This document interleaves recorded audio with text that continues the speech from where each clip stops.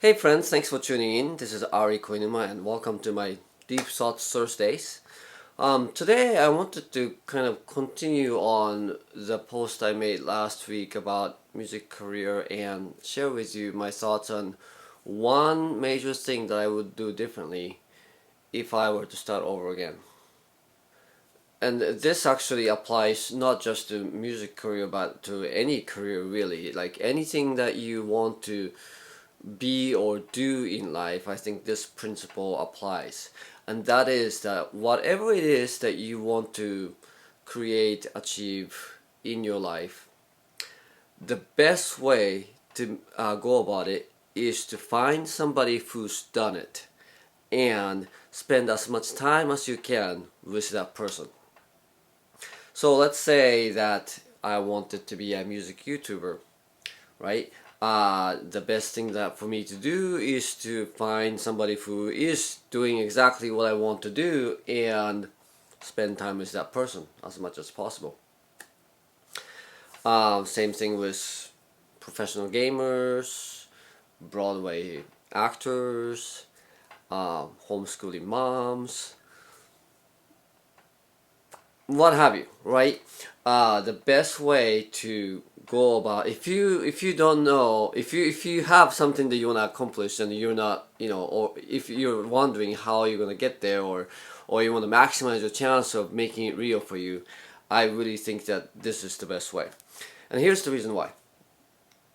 Whatever is normal to you is the easiest thing for you to create. And I didn't know her personally, but there's a singer-songwriter in Austin, Texas named Eliza Gilkerson, and she obviously, is a singer-songwriter. She tours around the world playing her songs, has a long career filled with albums.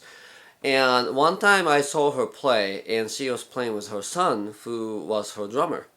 And she mentioned, yep, and he's the fourth generation full-time musician in her family. And I was like, whoa. So Eliza is third generation, so her parents or father or mother was a professional musician and their parent too, right? And then her son ended up becoming a musician.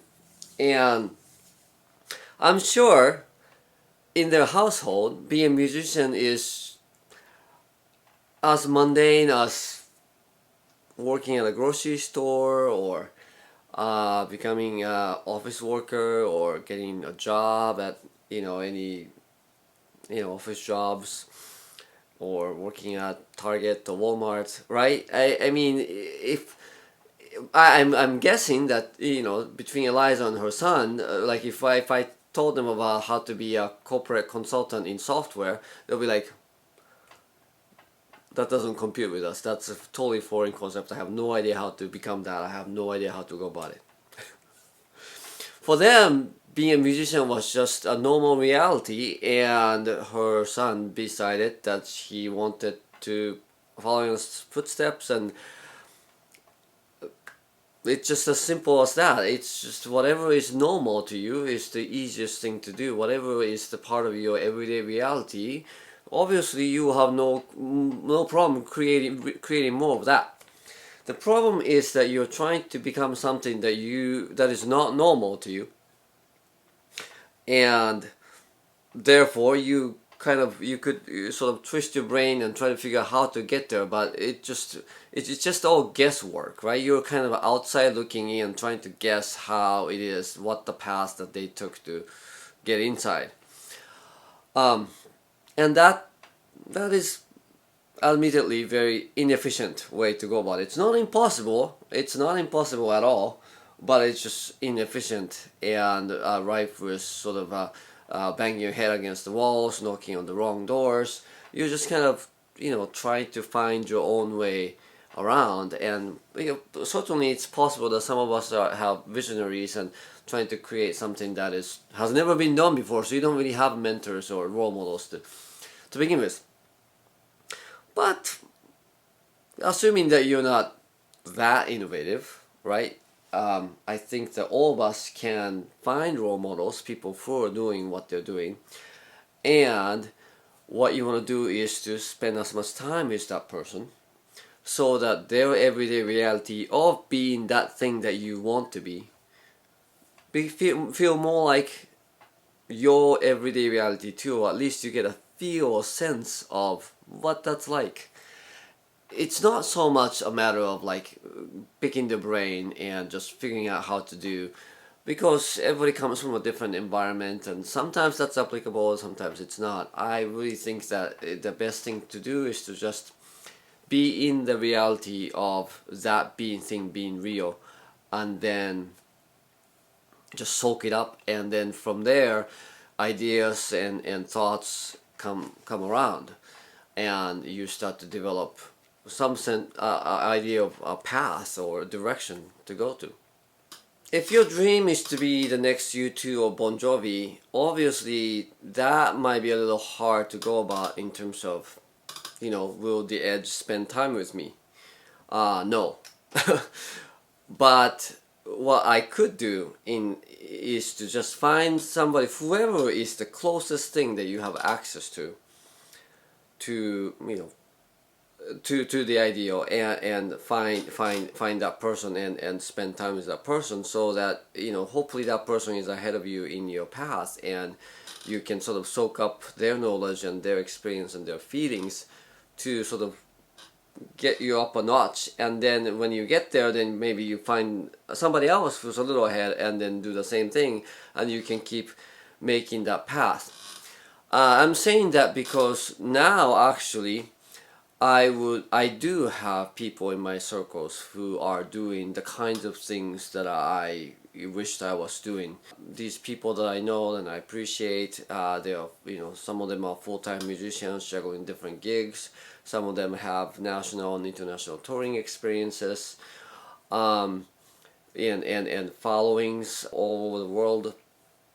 And I feel that it is a reflection of my growth in my past that these people find me close enough to where they are that they can relate to me, or they find it sort of worth spending time with me, or you know what I mean.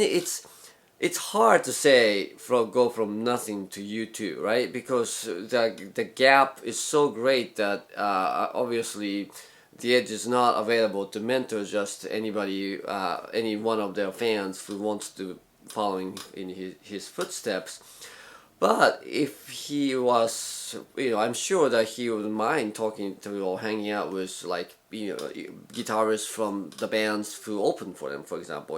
They're not as big as U2, but they're close enough, right? The sort of the nuance to what I'm conveying is that yes, you want to find your role model and you want to sort of spend time with them, but if it's not possible to look at that ultimate person who's doing everything that you want to do, what you can do is to find whoever is the farthest along within your circles and spend time with that person. And that makes this approach a lot more accessible.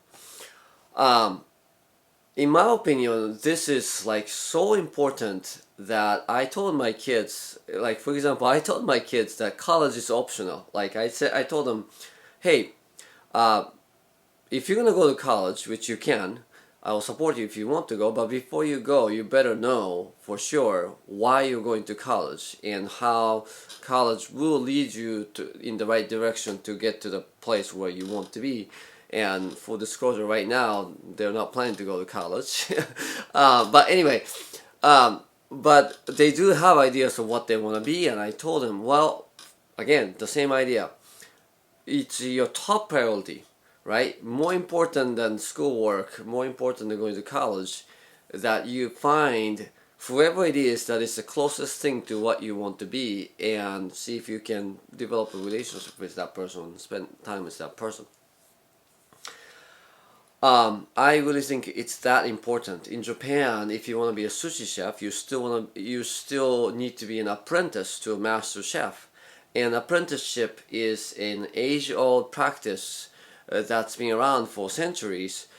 And I think it's still a very, very effective way to get somebody acclimated to a particular profession or particular craft, and sort of impart the knowledge of somebody who's been there in somebody who is living that reality, to sort of somebody who is foreign to that reality.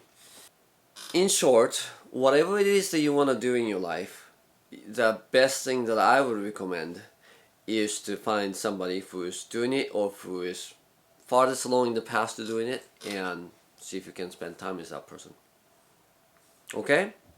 I'd love to know what you think of this, and see if you can perhaps think of an example of somebody else who sort of practiced this idea and got farther along. And I would love to hear about that in the comments. So let me know.